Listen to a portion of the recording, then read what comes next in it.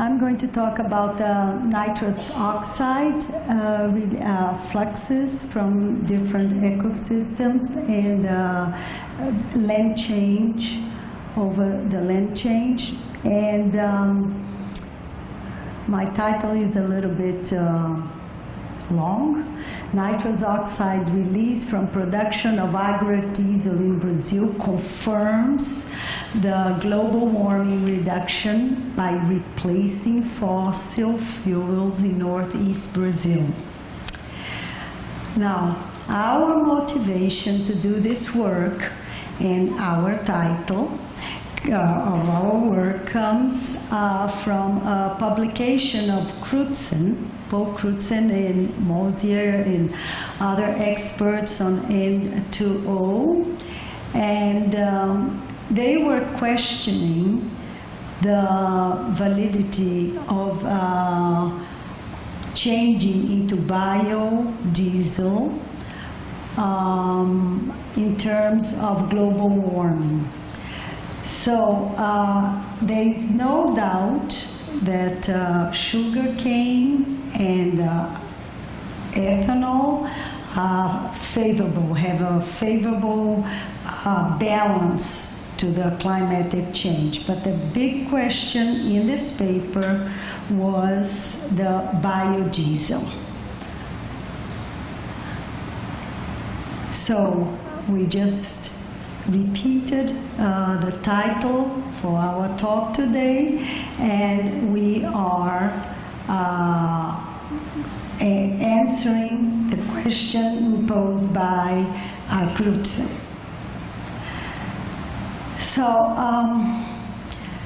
Brazil, 5 or 6 years ago, Brazil's governmental goal, was to make Brazil a world leader of the agrodiesel production. There was a big movement, a lot of money invested on that.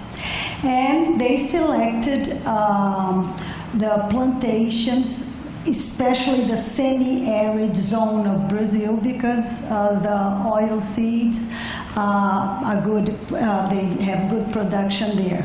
As a matter of fact, our biodiesel is produced from soybean, which comes from an area, the Cerrado forest, which is part of it is on the semi-arid zone, and that's where we get our biodiesel from nowadays. So also we must say the semi-arid zone is poor in nitrogen and requires addition of chemical fertilizer and of course nitrogen. So just a reminder for those who don't work directly with N2O, nitrous oxide has a global warming potential 310 times more than the carbon dioxide, and it's responsible for about 19% of the greenhouse gases. And I'm also going to review here the nitrogen cycle and how N2O is emitted by the soil. So nitrogen is picked up by biological fixation, forming ammonia and ammonium ion. Part of this ammonia goes into the atmosphere. Ammonium ion is absorbed, is picked up by the plants. Part of it is changed, it's oxidized to nitrite, and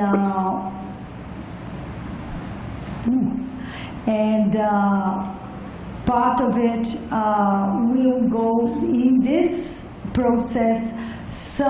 There is some nitrous oxide formation and also NO. So further oxidation by the nitrobacteria, and you go to nitrate, which is absorbed by the plants, and this will go into denitrification also as a further process in the soil. So the nitrate as ammonia, and the nitrogen as ammonium nitrate will be assimilated as in the plants, and from there to the animals, and we will even export that in our fruits to Europe. And then we have the part of it that is decomposed and comes back into the soil.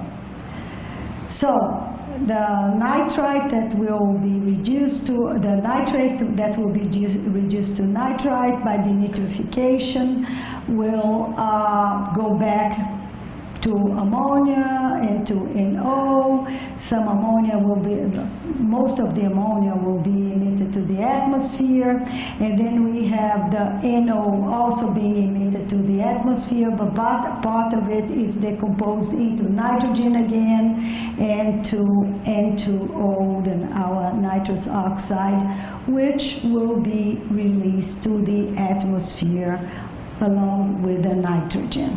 And that's what worried Crutzen and other scientists because of global warming. So industrial fixation gives a bypass and puts the nitrate and the ammonium directly into the soil, and that's where you have, and this causes more higher emissions of N2O, especially because it's a kinetic problem. You put the fertilizer all together. So this is Brazil and agriculture potential of Brazil, which is very high. Just to give you an idea, this is the potential of Europe, several countries within Brazil. So you see why we were concerned with this nitrous oxide, and what did we do? Oh God. Okay. So what we did was we took the main oil seeds that are produced in Brazil and measure the fluxes of N2O.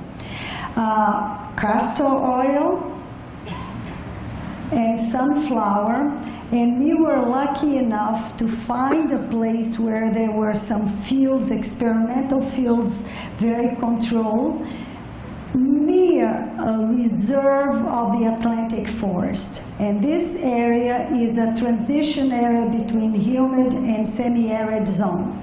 So we made measurements in all these four situations. Here is the sunflower plantation. We had to take in consideration the rows and the alleys between the rows because the concentrations, the fluxes, emissions are different. This is a scheme showing between the rows, which would be, let's say, the alley. Part of this alley might be compressed, and when there is compression from the trucks, there is also a different emission of N2O. So here's a plantation of sunflower, and the fertilization that was done with urea, that means nitrogen, and the places where we put our samplers. We sampled in the row and also in the alleys. So this was done in all the systems that we studied, except, of course, the forests that have no differences. So this was also true in the castor oil, and in the castor oil, the plantation is very favorable to tractors, so there is a part that's compressed, so we had to make measurements in three ways, in three parts: the uncompressed, the uncompacted, compacted, and the non-compacted zone and not between the rows. So here are our measurements. So we also did this in the mandioc plantation, because mandioc is a family production here for the poor people, and a great part of the country is covered, has small plantations of mandioc. So we did the same thing, and then we went to the Atlantic Forest Reserve, and here is my student who did the measurements of N2O and all the analytical conditions. Okay, and then we have done the same thing also. You have the sunflower and the forest, and what I want you to focus on is that the fluxes of the forest from the soil are higher than any other measurements that we have done when there is a land change. And we have done this also in soybean, and this is compared with, goes to our savanna, our cerrado. This is the aspect of our savanna here. And the same result, we got the same result for the soybean. So when we look at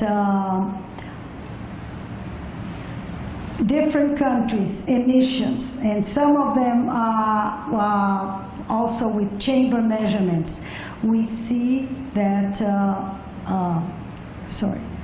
our values are very low in relation to what has been measured. And many techniques, many of these measurements have done with chamber techniques. So I do thank you very much for your attention, and